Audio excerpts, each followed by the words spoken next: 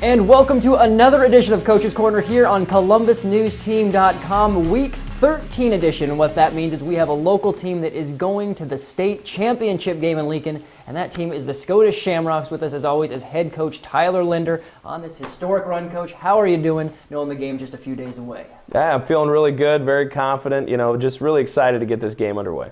We'll talk about the game coming up. We're going to talk about, as always, how you got there. So, semifinals, Wilber-Claytonia, you host the Wolverines, an undefeated team, and you beat them 42-7. Let's just talk about the success you had and how you had it. It started right from the get-go with your first offensive play from scrimmage when Pelster took it 97 yards for a touchdown.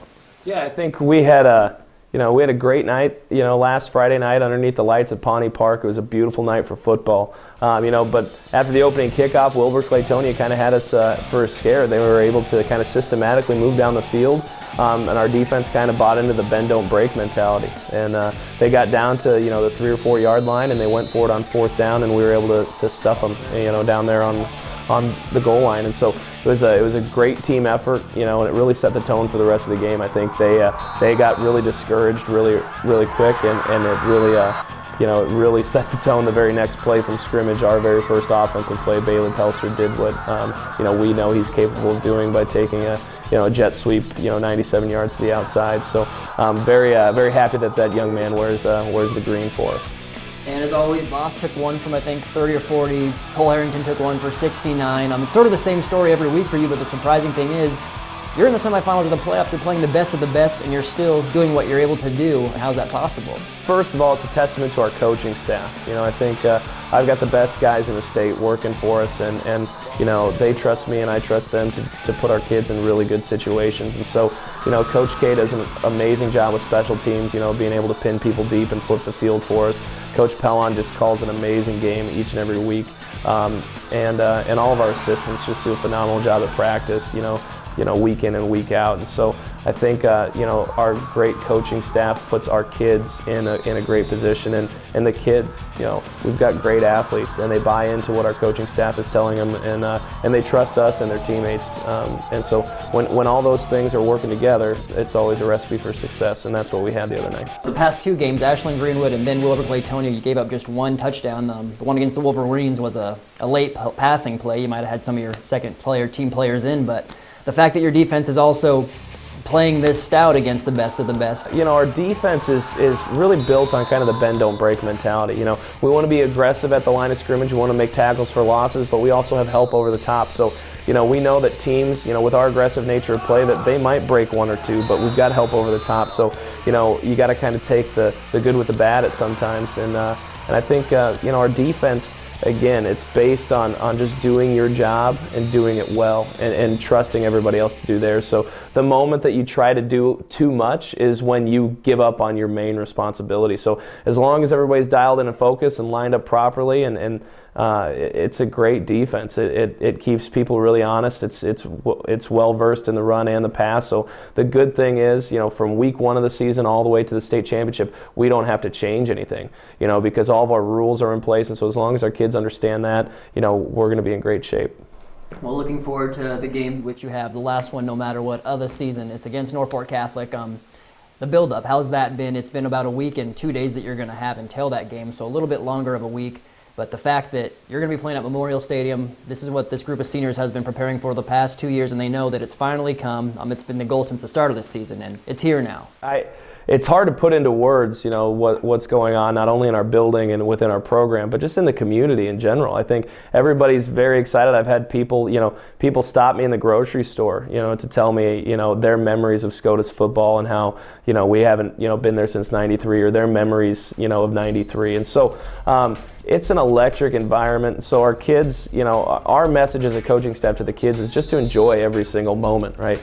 The anticipation, even the anxiety, it's a very, very great time for Scotus football. So, the kids are enjoying the moment, but, the moment that we get on the practice field, it's business as usual. We try to tell our kids that, yes, this is an important game, but it's still just a game, okay? And you have to prepare for Norfolk Catholic just like you prepared for Wilber, Ashland, and all the other teams. So, our kids have, we're 2 days into our real big prep, and our kids have responded really well. We've had great practices, and with with the sun not really cooperating as of late, you got to end practice a little bit earlier, and so our kids are getting a ton of reps and they're doing it very efficiently. And so we've had shorter practices, but they've been very, very intense practices. So very happy with our week so far, and we've got to continue that as we go forward.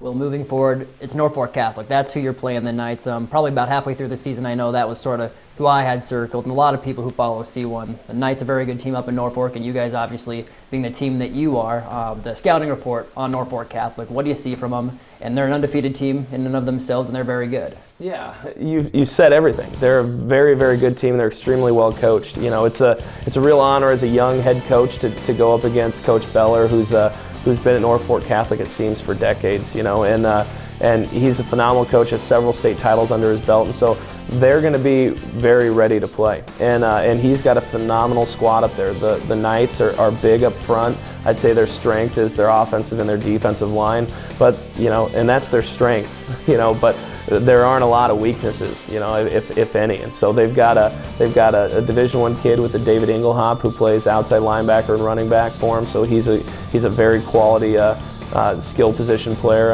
and just makes plays happen. And they've got a quarterback that runs their offense very efficiently, and their defense is just stout. They run that 6-2 defense, and it's hard to move the ball against them. Just looking at how they've been able to shut down some of the most prolific offenses in the state has been very impressive. So it'll be a challenge, a very, very big challenge, and I firmly believe the team that wins the battle in the trenches is going to win the thing. So expect a low-scoring game. Expect a defensive battle, and expect special teams to play an enormous role in the outcome of this game.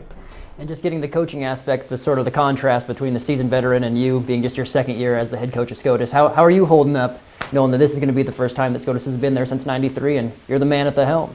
It's a nerve-wracking experience, but it's one of those things that only experience is gonna give you the experience. So there's nothing that, I can't go and read a book over the next week and get some football 101 type of stuff that So it's a wonderful experience, and I'm trying to take my own advice with our kids. I'm just trying to enjoy every single moment. I'm writing a lot of stuff down, just trying to because I'll look back on this season for years to come, I'm sure, and remember that this is the first time that I took a team to a state championship. Hopefully many more to come, but we got to take care of this one first. So it's a great opportunity. I told our kids after the Wilburg game that this has always been a dream of mine. That sounds selfish, but I've always wanted to take a good quality group of kids and compete for championships, and that's exactly what we're doing this upcoming week.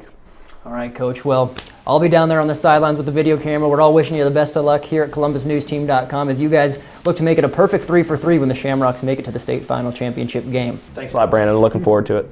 So the Shamrocks taking on the Norfolk Catholic Knights. That game will be televised on NET. Be sure to watch all the action. That game is on Tuesday, the 24th of November, 10:45 in the morning. So morning kickoff, but root on the Shamrocks as they look to make history.